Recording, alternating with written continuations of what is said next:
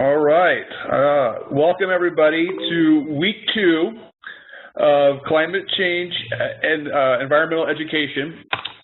We're going to be talking about just that topic today. So I know a lot of people have been really interested in more of the EE aspects of the climate change discussion that we've been having, and some of the topics that we will be addressing today will relate to some of the things that have been discussed on the Facebook group, primarily types of actions that EE can take and the role of action in learning and addressing climate change issues.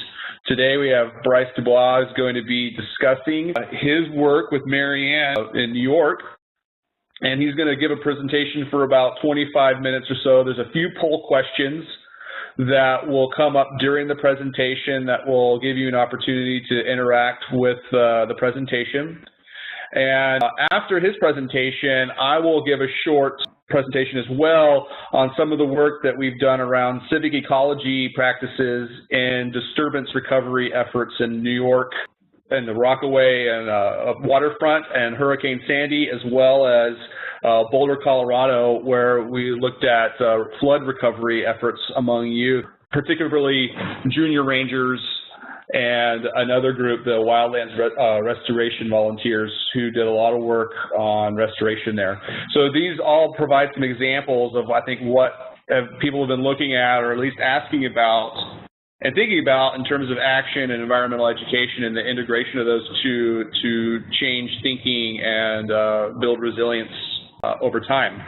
So with that, I will go ahead and let Bryce go ahead and give his presentation, and we'll go from there. Thanks everybody for showing up. Okay, thank you, Justin, and yeah, it's wonderful to be here in this digital space. It's always a little bit strange for me, but happy to be connecting with you all. It's been fun to see the conversation on the Facebook page. And I wanted to mention that I did share a document on the Facebook page as an image, but right now I'm just going to share a PDF. Looks like it's sharing right now. I just wanted to share that PDF. This is a handout that we made for as a part of some of the research that I'm presenting on today, and I think you should feel free to use that in your courses if you thought it was interesting, or just to reflect on the work that you do. But yeah, I have a PowerPoint presentation to show you today, so I'm just going to share my screen and click over to that. So, okay, so yeah, so the talk that I'm giving today, we're calling Educating with Resilience in Mind, Resilience-Focused Environmental Learning Opportunities in New York City.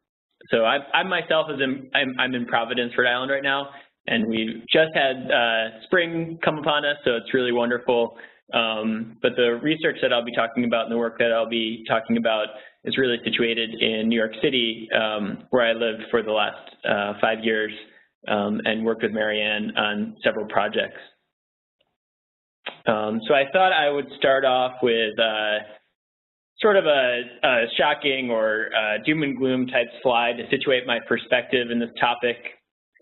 We're facing a future of human-induced changes to our climate that's going to involve increased severity of storms and rising sea levels, among other changes. So I put up this map, which was created by the CUNY Institute for Sustainable Cities, which shows future 100-year flood zones with high estimate 90th percentile projected sea level rise levels in and around New York City up to the turn of the 22nd century. So you see those in light green, dark green, yellow, and red, with an increasing range of sea level. And this map also shows sandy impacts in light purple, so you see where flooding occurred. So we can ascertain from this map that flooding will include and extend beyond sandy impacted areas. So that's clearly going to impact the ecosystem in one very direct way. So I present this to sort of situate my perspective and the perspective of this research, which starts from the idea that we're at a point where sea level rise and climate change impacts, such as this increased flooding range, is irreversible. But we also think that environmental education programs have a role in responding to this climate change context. For example, they contribute to the development of social capital, sense of place, and social learning, which are key attributes that support awareness and connection to nearby social ecological systems. EE programs also support a number of factors when they include stewardship-based practices, such as polycentric governance, adaptive and collaborative resource management, along with contributing directly to the creation of ecosystem services. Furthermore, environmental education programs support learning and action that is responsive to changes in the environment, both large and small. And so I provide this picture, which is an example of what I see as an environmental education response, so both a learning opportunity and stewardship response. So this picture is of an educator from an organization in the Rockaways, which is in southern Queens in New York City. And the educator here was describing to me a biomimicry project that they undertook after Sandy to build dunes. So New York City, like other urban places, is a rich context for studying environmental learning opportunities, especially when considered from what we call learning arenas framework. So this framework suggests that environmental learning opportunities include both formal and both informal and formal environmental education programs. So informal programs would include things such as stewardship, examples that I provided before. So Alex Krzyzewski and Marianne Krasny used this perspective, the learning arenas perspective, to guide their research in trying to understand urban environmental education trends. And they found that environmental learning opportunities in urban environmental education programs congregate thematically around what you see here, these 5 urban environmental education trends. So these trends include city as classroom, problem solving, environmental stewardship, youth and community development, and city as social ecological system. So let's take city as classroom as an example. So the city as classroom is a trend where programs facilitate learning about science, ecology, and the environment using urban, outdoor, or indoor settings. So here you see a picture of students from the Satellite Academy High School in the Bronx, and they're measuring water quality in the Bronx River. That's an example of the city as classroom trend. Another trend is the problem-solving trend, and it's one where programs address environmental and related social problems. So here again is a picture of a program, of a group of people in a program that are part of the Sustainable South Bronx. And so they organize a toxic tour to show students examples of environmental injustice and to discuss possible solutions such as activism and green jobs. So that's an example of a trend relating to problem solving. So third, the environmental stewardship trend is one where programs foster community-based management of urban ecosystems and natural resources. And so here again, the picture is used as an example, and this picture is of students in a summer youth employment program at Mosholu Preservation Corporation, and they're stewarding a nearby park. So next is the youth and community development trend, and that's one where programs contribute to positive youth development, asset-based community development, community organizing, and social capital. So again, here's a picture of participants here with Rocking the Boat in the Bronx. And this program, this education program seeks to foster positive youth development through boat building. They also work on environmental restoration, maritime skills, and youth counseling. So finally, the city as social ecological system trend is one where programs develop an understanding of cities as social ecological systems. So that is to reimagine how to manage cities to achieve desired environmental and social outcomes. So here again with the students from Rocking the Boat, there's a picture from a day when they went to the South Street Seaport to learn about the environmental and social history and redevelopment of New York City's waterfront. So the first interactive question that I have for you is, of these 5 trends, I'm wondering if you could list the ones or single one that you may include in your program. So this is with the understanding that these trends, these urban environmental education trends, are overlapping. Oftentimes programs don't just stick to one particular trend or one particular way of working, but may incorporate several aspects. For example, I showed Rocking the Boat, and they they had examples both from the City's social ecological system, as well as youth and community development. I'm going to go ahead and open the poll so that people can respond. You'll have about a minute and a half to go ahead and put your answers in. Let's see if I can get at some of these individual responses here, though. We can at least see. Looks like some people use city as classroom and environmental stewardship, problem-solving, youth and community development, as well as city as social ecological system and city as classroom. Other answers were city as classroom and youth development. So it looks like there are people that use multiples of these attributes in their environmental education programs. Yeah, that's really interesting, and from our experience, at least, to be expected. I'd be interested in also ideas about the things that are left out in those categories. I think that's something that we're trying to be really sensitive to. So that would be really interesting if others later on Facebook or some other arena wanted to share suggestions for other ways of thinking about trends in urban environmental education. Yeah, so those are broadly how we're sort of thinking about urban environmental education trends, trying to pay attention to those different aspects of urban environmental education and being sensitive to the various missions and goals of those types of programs or those aspects of programs. But in addition to those trends, we're also interested in this concept of resilience. So this newer concept of resilience.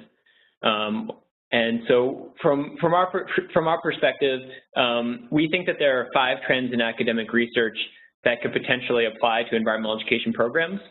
And so those resilience types include engineering resilience, ecological resilience, social ecological resilience, community resilience, and psychological resilience. And those are in the handout that I shared with you just a minute ago and on Facebook earlier today.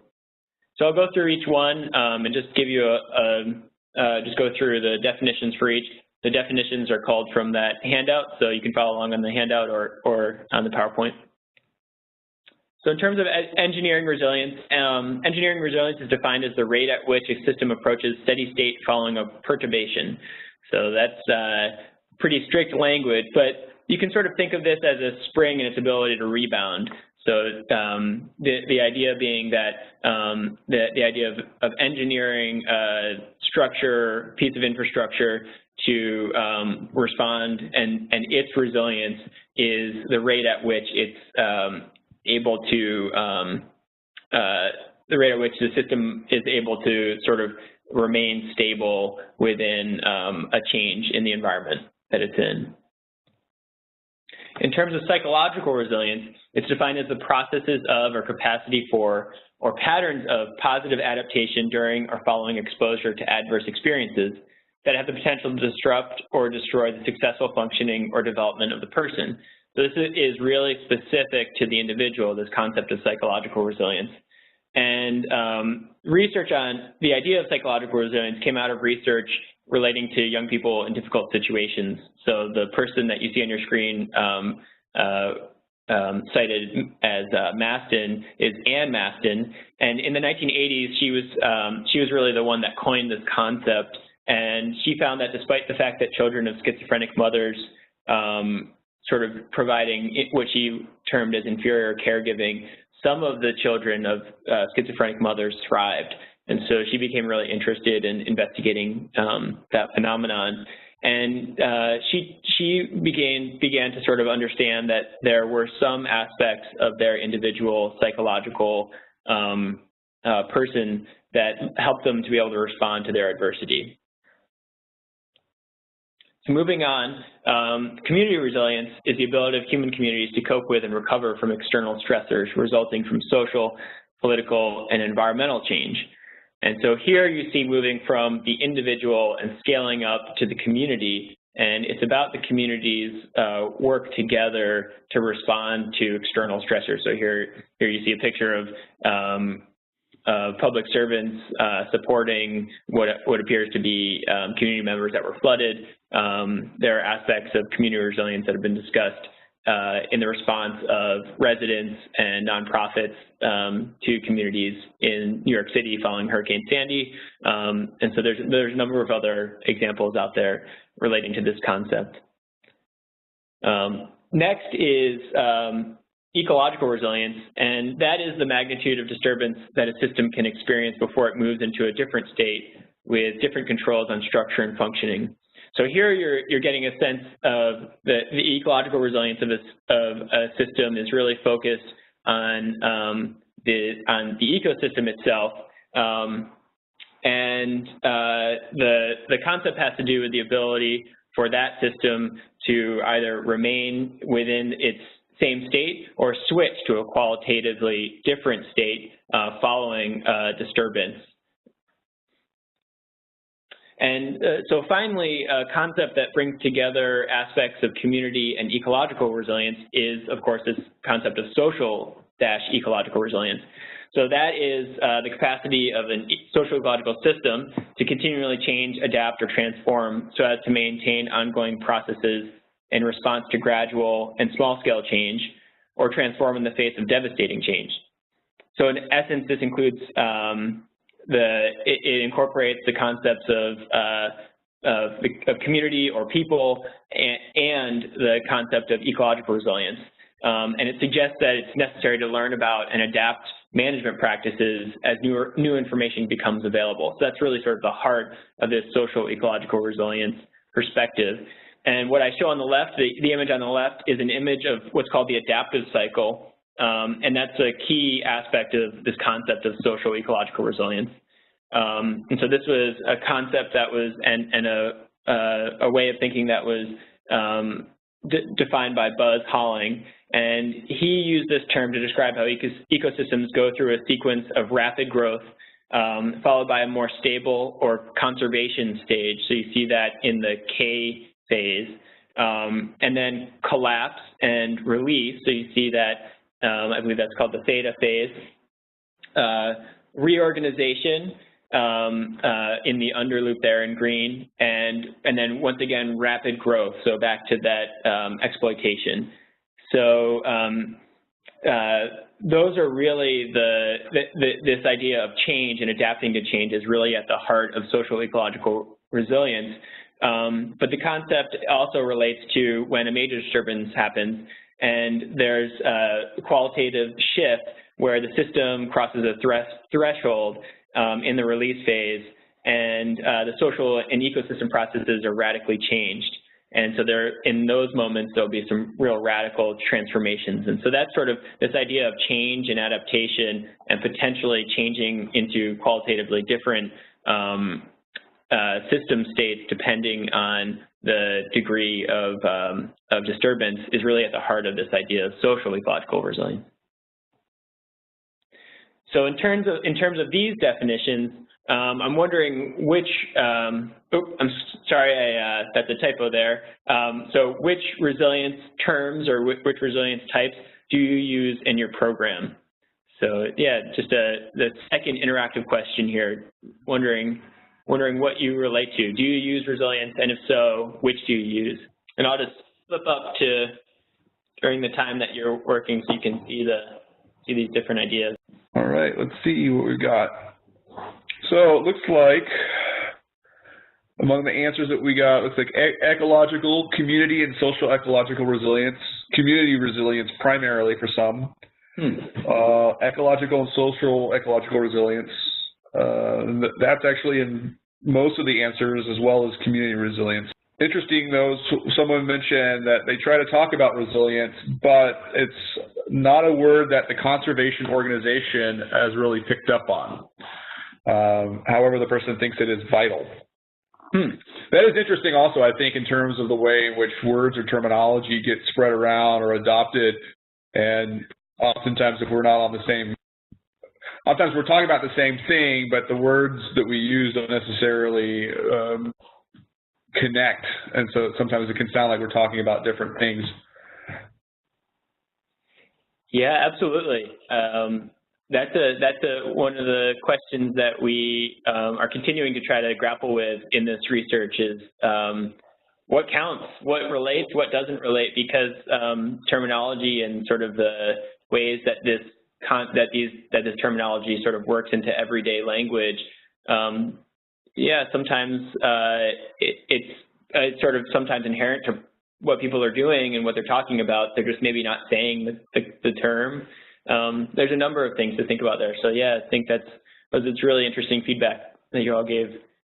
So that's really interesting to learn about what you all use, because I'll get into telling you now a little bit about some of our research with programs in New York City. Let's see. Okay, so in light of our interest in the role of environmental education programs contributing to learning and adaptation to disturbances, we set out to investigate environmental education programs in New York City following Hurricane Sandy.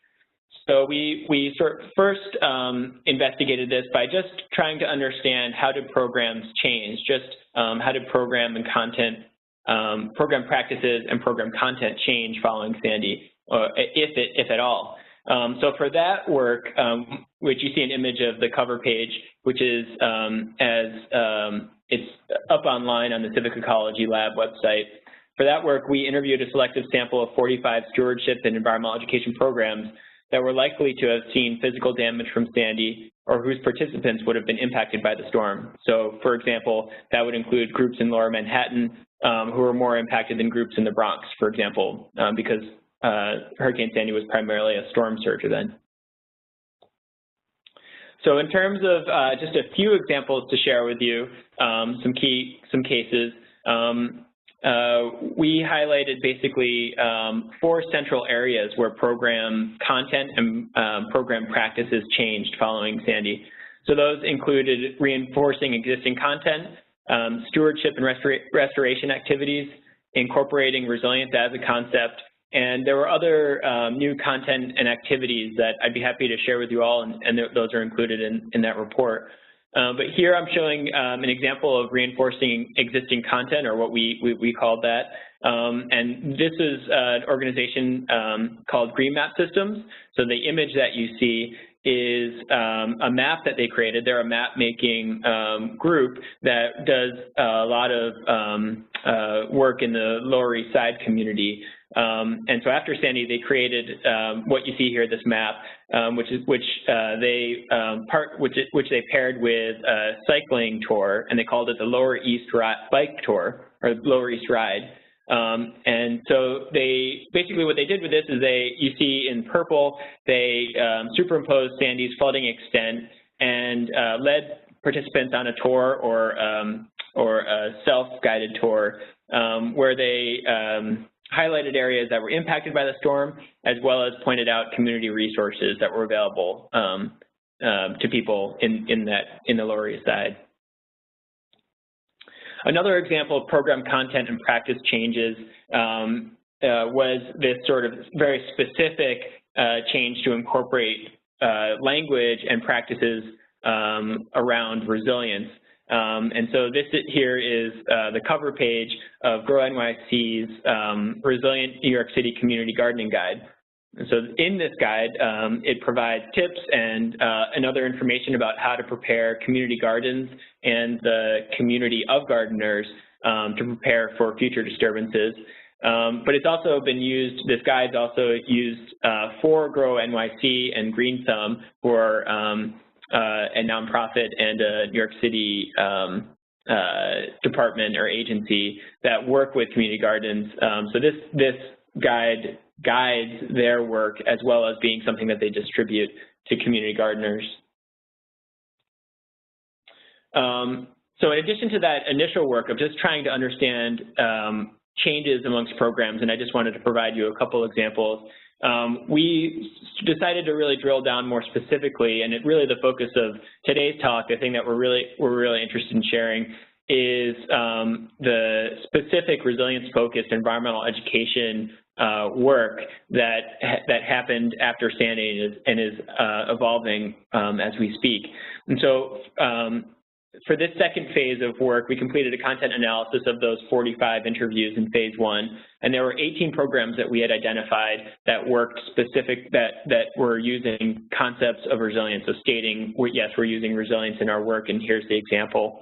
We were able to recruit 14 educators from that list for the next bit of results that I wanted to share with you. And so we then used coding. We tried to sort of understand what the meanings and practices were that they were talking about relating to resilience. But using program missions, we identified, again, with the urban environmental education trends, 3 types or trends of program focuses, so based on that work that I presented earlier. And so those included youth and community development trends, environmental stewardship trends, and the city as social ecological system. So in those 3 trends, we found that programs were specifically relating resilience practices within their program. So I first wanted to share with you about the youth and community development trend. And what we found amongst programs that had incorporated resilience in the work that they did relating to youth and community development was that they were keying into very closely into ideas of psychological and community resilience. So an example of that was the Nature Conservancy's LEAF program, which in much of the work that they do focuses on youth development.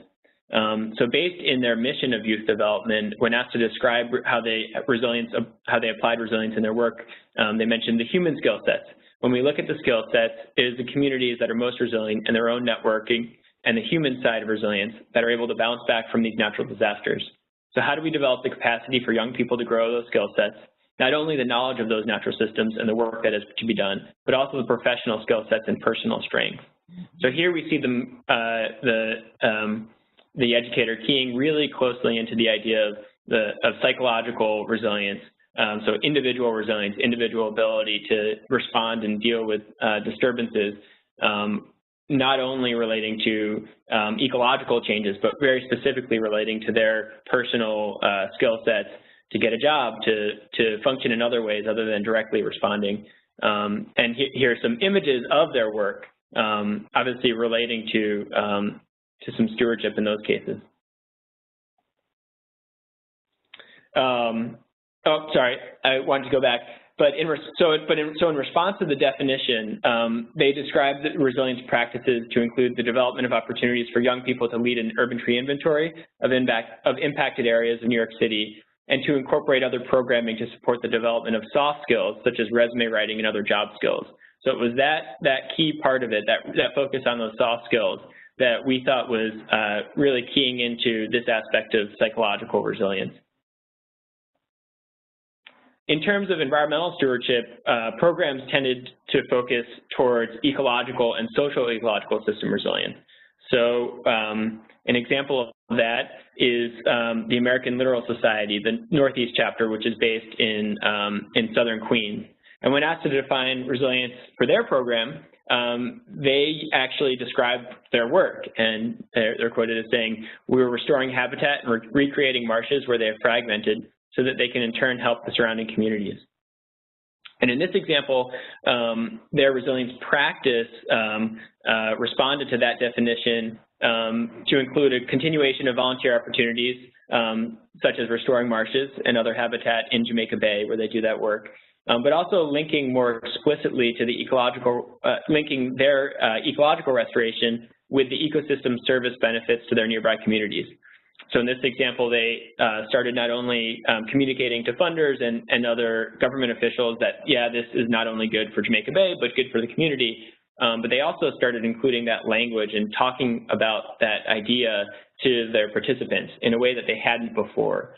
And so for that reason, we started to understand that their response here was directly about social ecological system resilience.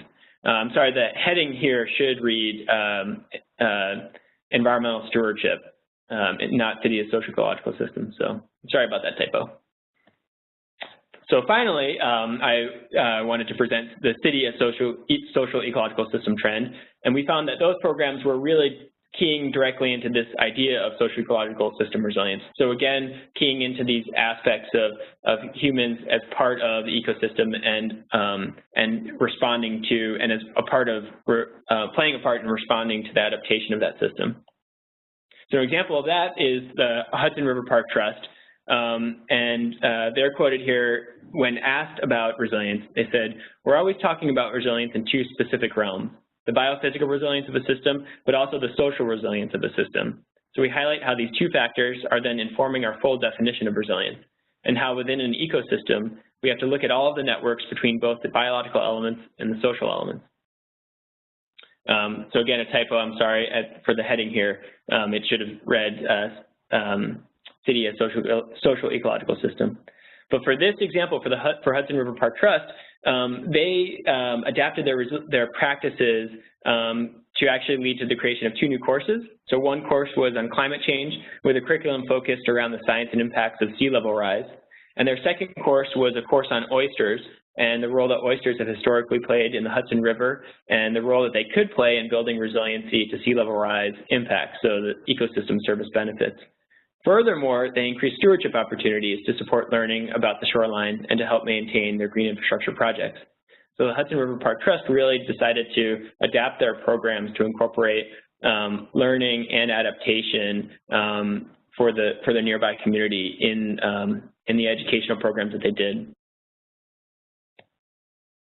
So I wanted to review, and again, I'm sorry about the heading typos, but from our perspective, we're really finding these trends, the dominant urban environmental education trends, as useful in interpreting how program mission and how their particular program aspects related to how they went ahead and defined resilience, both in terms of the meaning of resilience, but also in terms of the practice that they incorporated.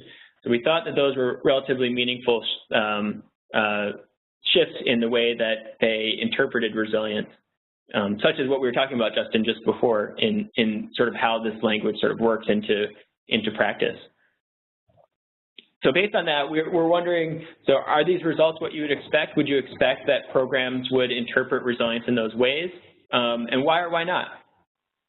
And I thought I would respond to contextualize the question.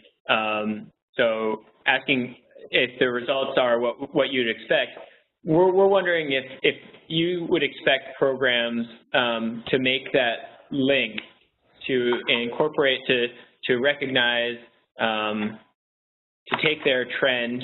So I believe I'm still sharing my desktop. So to identify their trend, or to identify their sort of focus of their work, and to incorporate resilience in such a way as to respond to that trend. So we were surprised and interested to find that programs are really responding in very unique ways to the concept of resilience and defining them in very particular ways.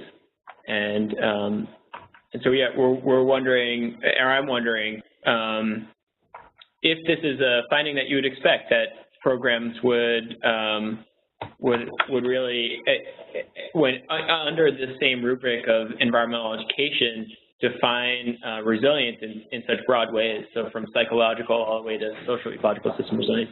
From your responses to my earlier question, it sounds like no, but yeah, wondering again if these are results that you would expect. Do you think, Bryce, or have you looked at in any of your research to consider whether or not so many definitions of resilience is confusing or presents problems in terms of as a useful concept? I mean, so like with respect to sustainability, the concept of sustainability as being one, both contested and in some ways ambiguous.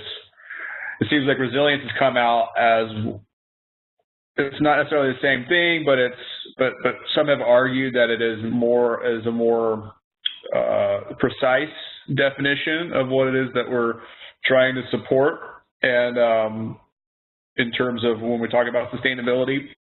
And I'm wondering if you run into it, is it precise enough, or is it so broad in terms of there's all these different definitions that emerge that it still becomes problematic in terms of describing it, explaining it, and creating a useful model for both programs and for action?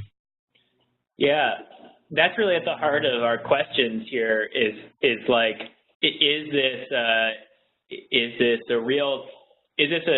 concept that's really that's a real concept that is not so mushy? Is it useful to programs? Yeah.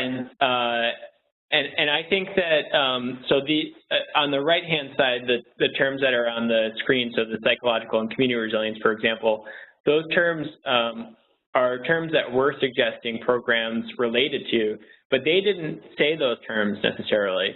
And in most cases, programs weren't so specific about that. And in fact, a lot of times their perspective was that resilience was a change in language, but that they may have stayed with ideas like climate adaptation and sustainability, but that resilience being a sort of new term that's becoming popular, they took it up. They sort of said, well, this is the term that's popular. That sort of seems to be sort of encompassing these other concepts. We're going to start using that language instead.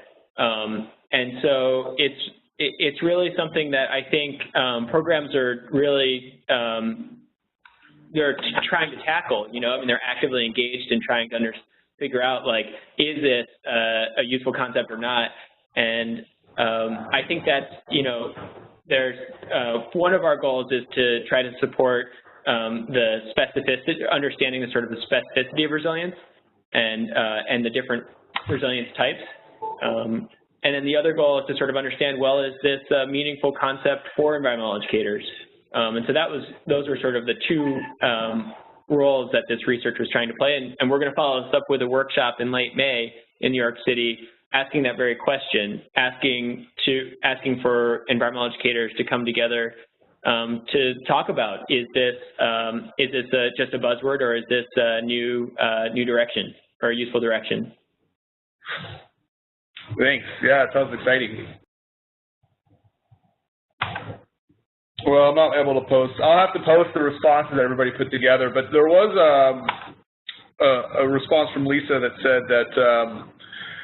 that her response was, I think it's necessary for environmental education to bring on expertise and experience in community and psychological resilience if they are going to incorporate these concepts into programs. It's an interesting, I think, perspective, and where there's this, I mean, do we need expertise in this arena, or do programs contribute to these processes in a less direct way? I mean, maybe if there were experts in this area, maybe there could be a higher level of impact. Maybe programs could be developed around in ways that directly address these attributes that community groups and civic ecology practices are trying to engender, or at least produce within their communities. I think it's a good question. It's a great question. Or actually a great response. I mean, I think it would be, yeah. Yeah, thank you. Yes. Speaking of the concerns about time, I'll just wrap up so that, Justin, you can move on and move into your work. So I just wanted to say that, so in conclusion, we recognize that there are multiple trends in EE, and that each play a unique role in responding to climate change. And so from this work, we are understanding that, yeah, programs are responding directly to a disturbance and adapting their program content and practices. And we found that resilience was a useful term as a specific program and content practice change. And we recognize that it's important that they match the type of resilience that program is working with, interested in pursuing, with their program goals. And so we were sort of coming to terms with the idea that programs were doing this, but as you mentioned, they're not necessarily equipped with the expertise in such things as psychological resilience, even though they're recognizing that relates very much to their program goals, or relates to what they'd like to do in relationship to resilience. And so we think in tackling that, we found that it was really useful, and there are some really great examples when programs really were clear about matching the type of resilience explicitly with their program goals. And we found that those were just like really successful approaches, and much of that does have to do with the internal strengths that the program had to make that effort. So, thank you. Very cool. Thanks, Bryce. Apologize, everybody, for compressed two presentations into one webinar, but I think that one of the reasons that we're going to be doing this is because the work that Bryce and Marianne were doing in New York directly relates to the work that we did over the summer, which was really focused on these city ecology and youth-based environmental stewardship programs that were basically responding to significant environmental disturbances like Hurricane Sandy and the floods in Boulder. And I'm going to go ahead. The topic that I wanted to address today was framing an action for learning and ecological restoration. Now, the programs that Bryce and I and Jason Colrin and Marianne Krasny worked on over last summer was a project that focused on civic ecology practices around environmental stewardship among youth in response to disturbances. And we had some basic questions that we wanted to ask, and our purpose really was to better understand the role of civic ecology, meaning these kinds of environmental stewardship, like watershed restoration programs. They could be community gardening, urban reforestation efforts. In the case of the Rockaways, the dune restoration programs. These all are all civic or community-based programs that are not necessarily concerted efforts from city government, but these are typically nonprofit environmental education programs that you would see that are trying to accentuate high school or middle school programs.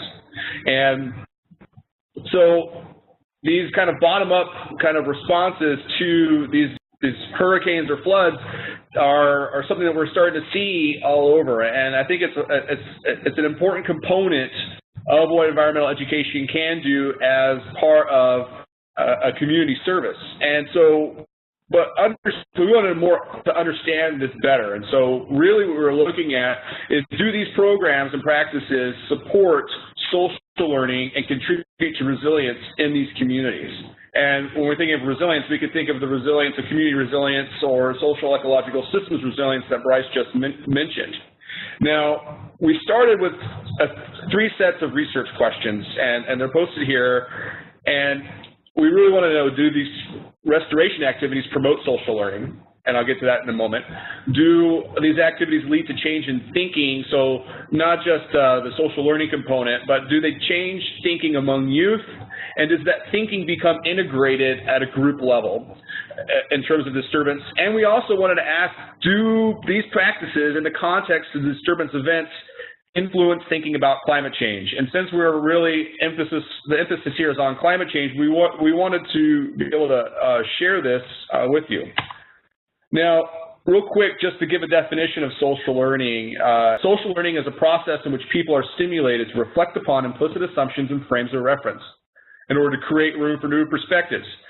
Now, we combine several other perspectives of social learning to basically come to this idea of an iterative process that occurs through a shaping or reshaping of mental frames that happens through communication, problem solving, and action.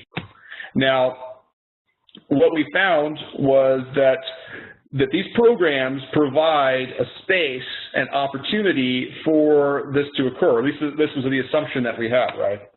Now, just to give you an overview of the research sites, we had three areas that we focused on and 4 cases that we conducted. The first one was in Seneca Nation, and this is the Cattaraugus Territory in New York, and this is on Lake Erie. This program and this site was actually not an environmental disturbance, but it was more focused on a long-term disturbance related to the social, economic, and cultural impacts of colonization, really, on Native American populations and how they're responding and adapting in a new modern life, and how they are basically trying to address issues of poverty, how they're trying to address issues of food security and health, and linking environmental education to those kinds of programs. So it is really about supporting a model of community development that's built around creating adaptive capacity for Native American youth living in this on the reservation. The next area that we looked at was a specific environmental disturbance, and this was in Boulder, Colorado, where in 2013 they had the biggest flood in 100 years or more that wiped out entire towns in Boulder County and Larimer County, north in the Fort Collins area. And as a part of this area, they had programs related to both youth through the Junior Rangers, which is kind of a youth corps program that pay youth to go out and do trail and ecological restoration work. And as a part of this pay, there's also an environmental education component in there. And the other program was a program that was focused on at-risk, low-income Latino and Latina children living in Boulder owned housing cooperatives. And so this program went out and also engaged in restoration, seed bombing. They would do invasive species removal and trail restoration as well as a part of their program. And then finally, as Bryce had mentioned, we did the emphasis on the Rockaway group that was doing dune restoration and recovery in Rockaway area of New York and in response to Hurricane Sandy. So all of these were working at different levels or different ideas of disturbance. So we have this kind of slow burn disturbance defined in Seneca Nation and these more abrupt ecological disasters in Boulder and in New York. So one of the things that we approached this program about and our understanding of what social learning is in terms of frames and as a means to get information, we approached or adopted this model of framing through participatory mapping. Now, the interesting thing about this approach was that the purpose of this framing model was to use mind mapping as a method to basically get kids thinking about climate change and these disturbance events within their communities. And so what we did is we had kids get together as individuals and as groups to basically create these maps in order to get an idea at the beginning of these programs what they were thinking about. So what were they thinking about in terms of what climate change is to them? And they were able to create these mind maps and identify their thinking and connect the dots essentially about their thinking and related concepts. We did this at the beginning and gave a small, short, like 10-minute training on how to use mind mapping to kind of sketch out your ideas and your thinking. And that was then followed by individuals being able to make their own maps about flood or hurricane as well as climate change. And so there's two different mapping sections. And then we came back and we did this as a group. And over here you have what one of these maps looks like and related to climate change. Now this is the last map of one of the groups that we worked with that shows how their thinking is related to climate change. And it was a very, while we originally came into this as a means to get information about youth thinking, both pre-program and then post-program, to basically do measurements of thinking and change around these ideas, it really kind of became a method for actually engaging the youth to start thinking about these ideas within their programs. So like when the Junior Rangers went out to do trail restoration, they had an opportunity to think about the relationship between the disturbance, the flood, and the destruction that it caused, but also about their role in the restoration of that. And through being able to do their maps on climate change, it seemed to have an effect in terms of being able to get them to start thinking about climate change in relation to that disturbance event. And so it became itself not only a means to get the good data, but also a means to get kids thinking about some of these ideas in relation to their stewardship activities. The other part of this is that in all cases, the learning process was done cooperatively. It was done through team efforts, teamwork, that built these kind of what we would consider the hallmarks of social learning in terms of cooperation, teamwork, concern for others. There was the components of deliberation and problem solving that occurred both at the group level, but between youth in order to coordinate their activities to solve whatever task that they were at. But then there was also the component of play that was present in almost every single program that we found, that also contributed to this sense of concern or well-being for others that I think really kind of helped support the cohesion of the group to build this kind of effective response or effective team building and outcomes in terms of their restoration activities. Now, when we finished this program, or this research program, and we followed each of these programs to the end, we were able to do these mind maps at the very end. And what we found was the emergence of new narratives about their thinking about both disturbance and climate change. One of the biggest or most significant changes that we found in terms of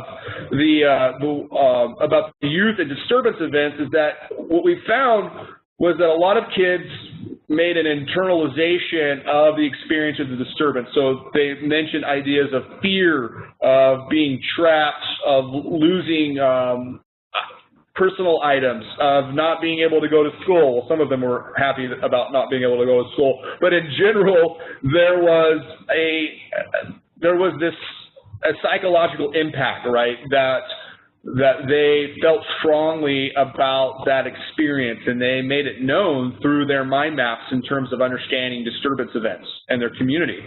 Now, as this shifted, that scenario of that expression of fear and loss became almost non-existent in the follow-up maps that were created.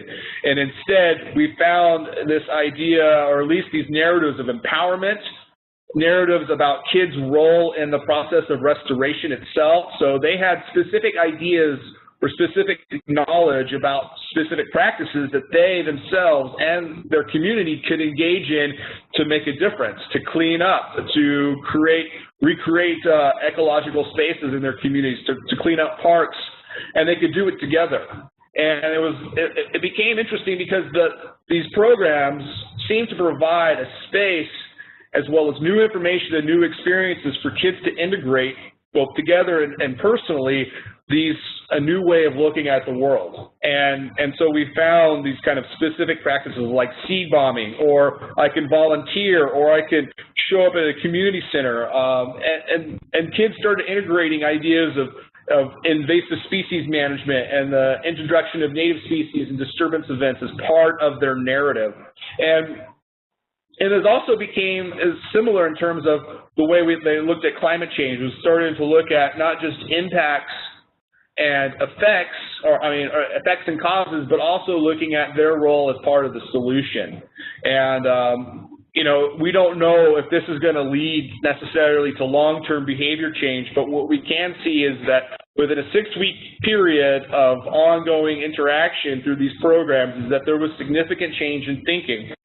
And additionally, not only was that thinking a change among individuals, but we found that the group itself also became to have an alignment of thinking. So we found kind of this emergence of not just individual changes in narratives, but the emergence of a change in narrative at the group level, suggesting that there was some similar formation of group identity around thinking about some of these ideas, which is incredibly fascinating. It was very exciting program. So with respect to that, and we're like out of time, but what I really would like to do for this, and I'm going to post this on the Facebook, and it's really just came at me today, but I would love for us to have an opportunity to ask ourselves this question, right? So what is the role of EE in addressing climate change? This is kind of the narrative theme or narrative question that is running throughout this course. And I know that we have a lot of other assignments and things that we're asking people to do, but I really think that this will be an interesting exercise in terms of thinking about the op-ed that will come at the end of this course, where we can start to think, well, okay, what is our initial thinking about this question? And through our participation in this course, does our thinking change? Does it lead us to think about those op-ed in a different way, and the way in which we might address this in our own practice as environmental educators? And so I've got this little challenge for you, and we have two opportunities to basically draw by hand. You could draw this on a piece of paper, what your thinking is, write it out, and then take a picture of it and post it to the Facebook page, or you can send it to me by email if you don't want that to be shared. And then, or you can draw online, which is what I did here with this little mind map. Save the image and post, or you can also share it with me as well. And so just to give you a little quick overview is that the role of EE in addressing climate change is basically the middle concept. And then each other concept comes out as, well, what is that? What is my thinking about that? And so that might be, what does EE need to be doing? And then, okay, so elaborate on what that is. How will you do it? And what does that mean? So you can create a very complex map like the one you saw on climate change that go many levels deep in terms of your increasing refinement in the thinking about this concept and this idea here, and what is our role in it. So I'm going to post this exercise to the website, and also hopefully challenge others to be able to do this. I'll also be recording this as well, and I'll be editing and posting the webinar itself up by tomorrow. But I really think that the impacts of the program itself was so significant that I really wanted to be able to use this method for us in our own course and our own process. Here are some selected resources. There's a lot more, obviously, but these kind of go in some of the basic resources that we use to kind of structure and frame some of our thinking.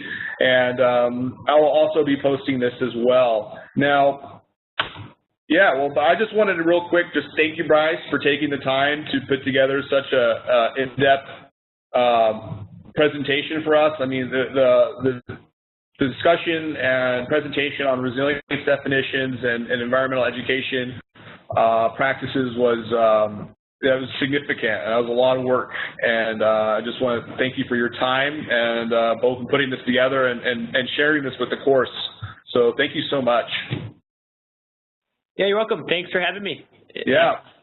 All right. Well, thank you so much, and thanks for everybody for attending. And like I said, I'll go ahead and post everything as soon as possible. And I will see you on Facebook, and also next week with Tony and Graphia on renewable energy systems. Thanks.